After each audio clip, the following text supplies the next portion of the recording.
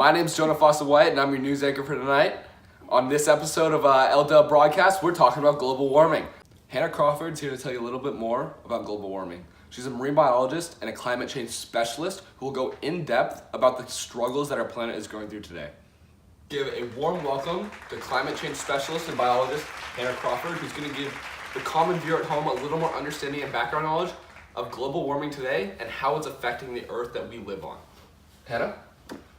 So for those of you that don't know, glaciers are shrinking, plant animal ranges have shifted immensely. There's a lot of sea ice that has been lost, and accelerated sea level rise from that melting ice, and devastating decrease in coral reefs. There's no denying that climate change is real, and if we don't act now, there are going to be major consequences in the next couple years. Greenhouse gases from human activities has increased by 33% from 1990 to 2010. Wow. And this is just so obvious that these conditions are only getting worse.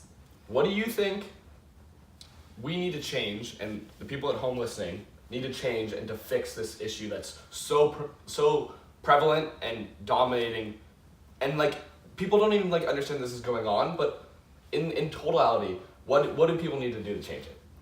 I don't think it's only the people, picking up trash, trying to bike to work, eating less red meat, just trying to cut down on the lights that you use. But also a major thing that we can change is putting caps on industries to stop the emission of greenhouse gases. By putting this cap, it will force them to limit the amount of pollution that they're producing on a daily basis.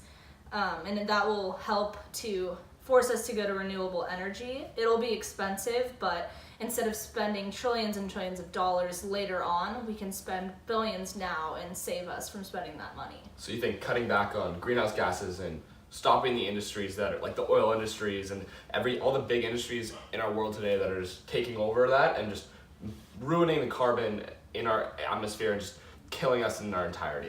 Is that the number one problem that's facing us today? Yes. Okay. Thank you for your time. It was nice to meet you. Have a great day. Hi. All right, now please welcome our next guest in this segment of global warming, who's giving a little different beliefs than our previous speaker, Hannah Crawford. Please welcome Tanner Holdorf. He's a conservative speaker from the House of Representatives in Georgia, and he's very close friends with Donald Trump. Tanner? Thanks for having me. Of course, anytime. What are your beliefs on global warming today? Honestly, I don't think it's real. I think that it's not the people's fault, it's just the sun getting closer to the earth. And the proof's in the pudding, and there is no proof. Okay. I respect those beliefs. In response to what Hannah said earlier about greenhouse gases and all these big industries that are actually the people doing the damage to the earth and not the sun coming closer or any of the other things you've been saying, what's your response to that? I just think that there's no scientific evidence to prove that us as American citizens or the whole world has done any of that damage. I think it's just a complete chicken chase on some made-up issue by the Chinese government trying to get us to spend more money. Okay, and in response to the recent wildfires in California where you know how hot it's been getting lately and all the ice melting in Antarctica and the polar ice caps slowly going down, which increases our ocean levels, is that all just chicken scratch as well? Yeah, I think so. I think the wildfires can be contributed to just a person just accidentally starting a fire, not for anything else. No weather changes or anything like that, obviously, because there's no proof. As such for the polar ice caps, I can just say that maybe the animals from laying on them, causing them to heat up, something like that. But I don't think us as humans are causing the issue. And these are similar beliefs to what our president holds today, as you being a close friend. Yes, of course. Me and Donald, I like to call him, we share similar beliefs on this topic. He agrees there is no proof. That's why we pulled out of the Paris Agreement, because there is no proof, and I don't believe it, and he doesn't believe it. So why should we spend billions or even trillions of dollars trying to fix this issue? Okay. Thank you for coming onto our show tonight. I respect your beliefs. Next up, we are going to have Hannah Crawford back to refute and try to explain some of the differences between what these two people are saying tonight. Stay tuned. As the final part of our segment tonight, we're having Hannah Crawford, the biologist and climate change specialist, come back with us and talk a little bit and refute some of the things that House of Representatives from Georgia speakers Tanner Holdorf stated in response to our president's actions and our country's actions as of lately, and give a little bit of a different perception and some misconceptions in the matter.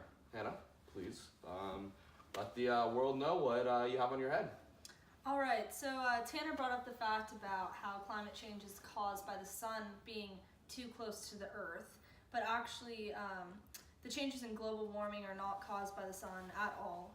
And in recent studies conducted by the Center for Climate and Energy Solution show that the sun's energy has increased very little, while the global warming has increased at a very steady rate. So that can tell you that like the sun rays are not causing all of these dramatic things to happen to the ocean, to our planet, and to like the ice caps, animals, and everything.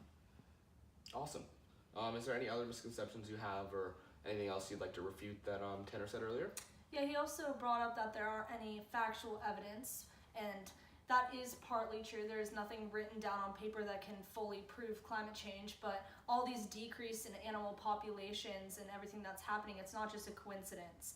And another study was done by the U.S. Global Change Research Program, and they concluded that global warming is real and it is caused by humans. And they took a poll and with 3,000 scientists, and 97% of those scientists argued that climate change is caused by humans. And for such a large issue, this is very uncommon to have such a high percentage from scientists. So it's hard to say that it's not real when scientists are saying it is. Okay, thank you for all that.